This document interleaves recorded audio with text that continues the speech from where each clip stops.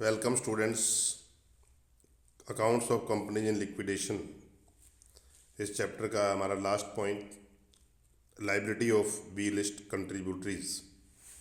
B सूची के धनदाताओं का दायित्व। जिन भूतपूर्व सदस्यों पर काल बाकी है वे इन्होंने अपने अंशों का हस्तांतरण समापन की तिथि से 1 वर्ष के भीतर किया हो, इनसे धनराशि या काल राशि मंगवाई जा सकती है। अतः इन्हें बी सूची के धनदाता के नाम से पुकारते हैं। Liable up to unpaid calls या कॉल्स इन एरियर, लेकिन इनका जो दायित्व होता है वो बकाया मांग तक ही होता है। तो लाइबिलिटी ऑफ बी लिस्ट कंट्रीब्यूटरीज क्या है?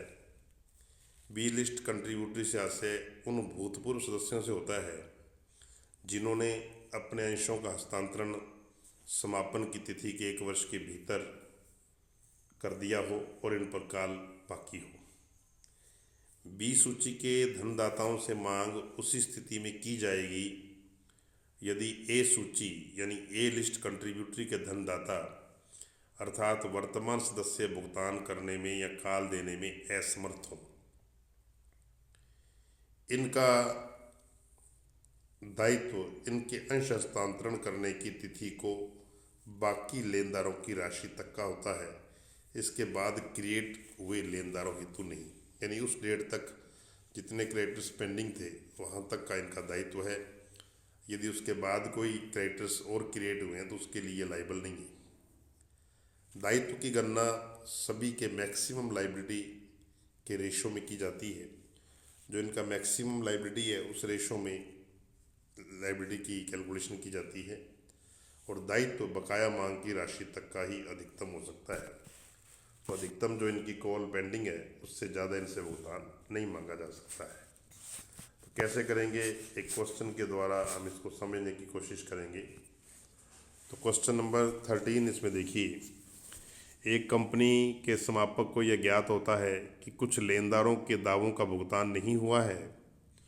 उसे यह भी ज्ञात होता है कि कुछ सदस्यों ने समापन की तिथि के कुछ समय पूर्व ही अंशों को हस्तांतरित किया था। उन सदस्यों से संबंधित स्थिति निम्न प्रकार से है। तो 5 शेयर होल्डर हैं जिन्होंने अपने शेयर ट्रांसफ़र किए हैं ABCDE। डेट ऑफ ट्रांसफ़र दे रखी है इनके शेयर्स की, कितने शेयर ट्रांसफ़र किए वो दे रखे हैं, और जब इन्होंने शेयर ट्रांसफ़र किए उस दिन तक क्रेडिटर्स कितने आउटस्टैंडिंग थे वो दे रखे हैं। लास्ट में क्या कहता है? ये सभी अंश 100 रुपये प्रति अंश के हिसाब से है और उन पर 80 रुपये प्रदत्त हैं। 80 रुपीज़ पेड अप है, यानी 20 रुपये ही काल पेंडिंग है। 1 मार्च 16 को ऐच्छिक समापन में कंपनी चली गई। उपरोक्त में से किसी एक या समस्त व्यक्तियों से वसूली योग्य राशि ज्ञात करते हुए विवरण पत्र बनाना है। तो किसी एक से या सभी से कितना पैसा वसूल किया जा सकता है?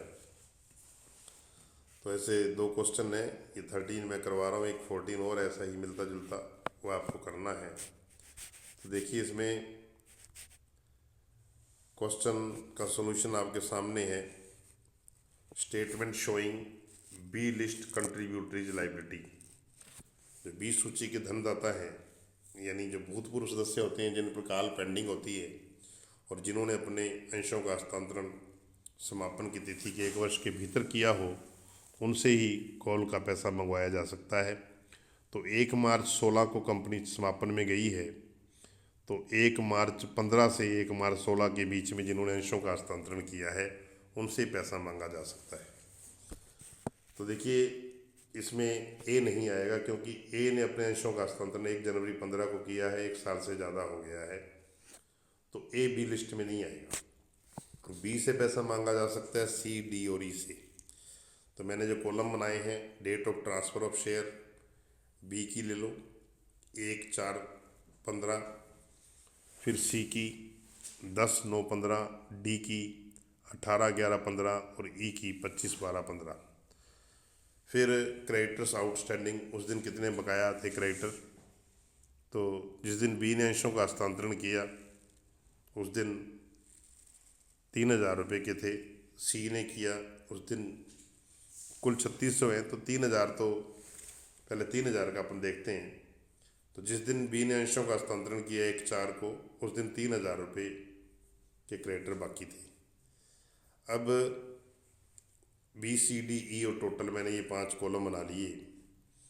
बी ने कितने अंशों का हस्तांतरण किया है? 200, सी ने 100, डी ने 80 और ई ने 20 इंटू @20 करके इनकी मैक्सिमम लाइबिलिटी निकाल लो। बी की 4,000 है, सी की 2,000 है और डी की 1,600 और ई की 400। तो देखो 1/4 को क्रेडिटर्स जब आउटस्टैंडिंग थे 3,000 थे, जिस दिन बी ने अपने अंशों का हस्तांतरण किया, तो 3,000 को इन चारों के मैक्सिमम लाइबिलिटी के रेशो में बांट दो। तो मैक्सिमम लाइबिलिटी का जो इनका रेशो है नीचे वर्किंग नोट में निकाला हुआ है, 1/4/15 को 4,000 अनुपात 2,000 अनुपात 1,600 अनुपात 400 मैक्सिमम लाइबिलिटी के रेशो में उस दिन 3,000 रुपये क्रेडिटर बाकी थे, इसको बांट दीजिए। 1,500, 750, 600 और ऐसे ही आप ई का निकाल लो, ये 150 रुपये आएगा। कुल आया 3,000 रुपये। तो ये जिस दिन बी ने अपने अंशों का हस्तांतरण किया उस दिन जो बकाया लेनदार थे वो सारे हमने डिस्ट्रीब्यूट कर दिए। उसके बाद 10/9/15 को सी ने अपने अंशों का हस्तांतरण किया है। उस दिन 3,000 के बाद कुल 3,600 का बैलेंस है, तो 600 रुपये के लेनदार इसके बाद क्रिएट हुए। अब इन 600 रुपये के लिए बी जिम्मेवार नहीं है, क्योंकि जिस दिन बी ने अंशों का हस्तांतरण किया उस दिन 3,000 रुपये के लेनदार थे, वो डिस्ट्रीब्यूट हो चुके हैं। अब ये 600 रुपये सी, डी और ई में बांट रहे हैं इनके मैक्सिमम लाइबिलिटी के रेशो में 2,000, 1,600 और 400 में। तो 600 को 300, 240 और 60 करके मैंने बांट दिया। फिर 18/नवंबर/15 को डी ने अपने अंशों का हस्तांतरण किया है, तो 3,600 के बाद 5,000, इसका मतलब इसके बाद 1,400 रुपये के क्रेडिटर और क्रिएट हुए हैं। इस पीरियड में जो 1,400 रुपये क्रिएट हुए, इसके लिए बी और सी लाइबल नहीं है। ये 1,400 रुपये अपने को बांटने हैं डी और ई में। तो डी और ई में 1,400 को बांटोगे उनकी मैक्सिमम लाइबिलिटी के रेशो में 1,600 अनुपात 400 में 1,120 और 280 आएगा। बट मैक्सिमम लाइबिलिटी डी की 1,600 रुपये और ई की 400, इससे ज़्यादा ये भुगतान नहीं करेंगे। तो बैलेंसिंग फिगर 760 और 190 रुपये ये पेमेंट करेंगे। उसके बाद जो 25 दिसंबर को 200 रुपये और क्रिएट हुए हैं, उसके लिए खाली ई जिम्मेवार है, लेकिन ई की मैक्सिमम लाइबिलिटी पहले ही क्रॉस हो गई है, तो इन 200 रुपये का बंटवारा किसी में भी नहीं होगा। अब टोटल कर दीजिए, तो कुल मिला के जो 5,200 रुपये के लेनदार थे उसमें बी जिम्मेवार है 1,500 रुपये के लिए, सी 1,050, डी अपनी मैक्सिमम लाइबिलिटी 1,600 रुपये और ई 400 रुपये के लिए।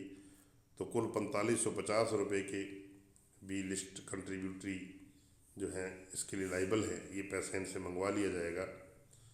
तो ये नीचे मैंने लिखा भी एक note, if the amount received from list A contributory is insufficient, liquidator has the right to call money from the contributories of list D B.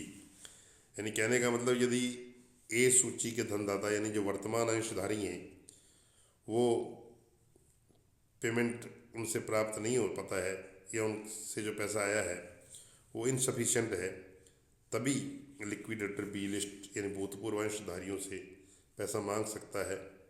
लेकिन इसमें भी कंडीशन है कि इन्होंने अपने अंशों का हस्तांतरण समापन की तिथि के 1 वर्ष के भीतर किया हो। इससे पहले यदि किसी ने अपने अंशों का हस्तांतरण किया है तो वो इस लाइबिलिटी के लिए लाइबल नहीं है।